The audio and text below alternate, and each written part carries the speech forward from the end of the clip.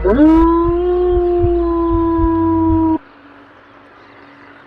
प्रेत निकट नहीं आवे, महावीर जब नाम सुनावे।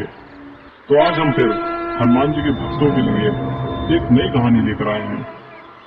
ये कहानी है गांव में रहने वाले रुद्र की, जो कि पूरा नास्तिक था। उसे भगवान की भक्ति में कोई विश्वास ही नहीं था। और कहते हैं ना, जो सच्चा नास्तिक होता है वही सबसे बड़ा आस्तिक भी होता है। मगर रुद्र के लिए आस्तिक बनने की यात्रा अभी काफी दूर दूर तक नहीं दिखाई दे रही थी। वो एक ब्राह्मण कुल से था।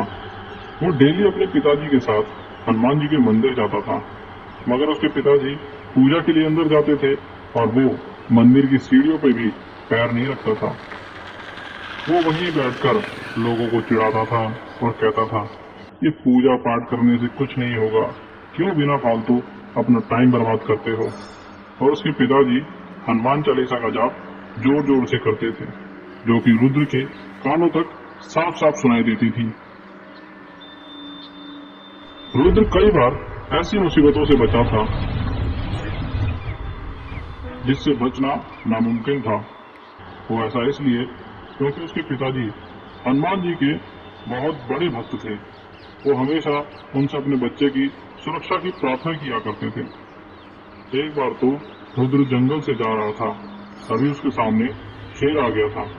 वो उसे देखकर ही इतना घबरा गया कि वो बेहोशी हो गया। मगर वो शेर जैसे ही उस पर हमला करने वाला था, अचानक से एक परछाई दिखी और वो शेर भाग गया।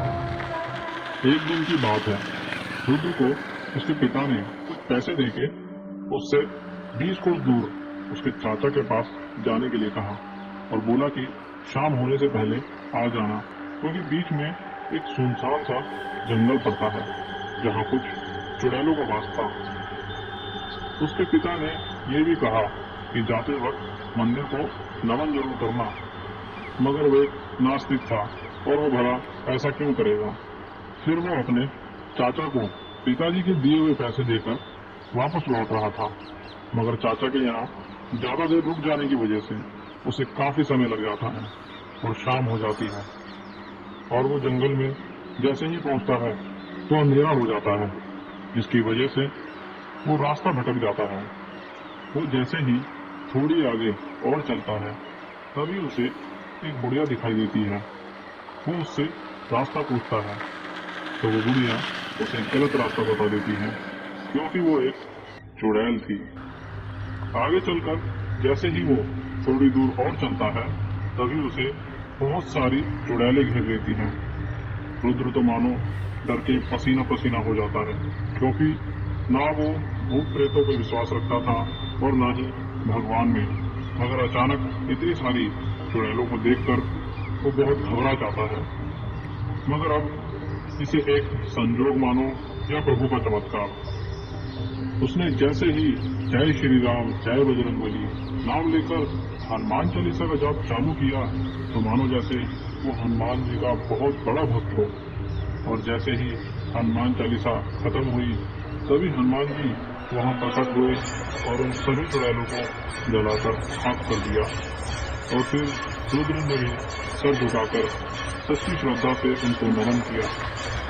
रुद्र को हनुमान जी ने दर्शन इसलिए दिए थे क्योंकि उसने सच्चे मन से सच्ची श्रद्धा से उनको याद किया था। क्योंकि रुद्र ने गांव से निकलते वक्त अनजाने में ही सही हनुमान जी को नमन किया था। जब गांव से निकल रहा था तो तभी मंदिर के सामने उसके हाथ से कुछ सिक्के नीचे गिर जाते हैं। उन्हें वो उठा के अपने सर से चूम लेता है और हनुमान चालीसा का जाप वो इसलिए कर पाया क्योंकि कई सालों से वो हनुमान चालीसा का जाप सुन रहा था। तो दोस्तों, हमें इस कहानी से ये सीख मिलती है कि भगवान को पूजने के लिए ना ही किसी आरती की थाली की जरूरत है, ना ही किसी भेंट चढ़ावे की जरूरत है, तो एक सच्ची आस्था और सच्ची श्रद्धा की। तो दोस्तों, कैसी लगी आपको ये कहानी, कमेंट करके जरूर बताना और हमारे चैनल हॉरर टेल्स को सब्सक्राइब जरूर करना और कहानी पसंद आई है तो लाइक जरूर करना। मिलते हैं एक नई कहानी के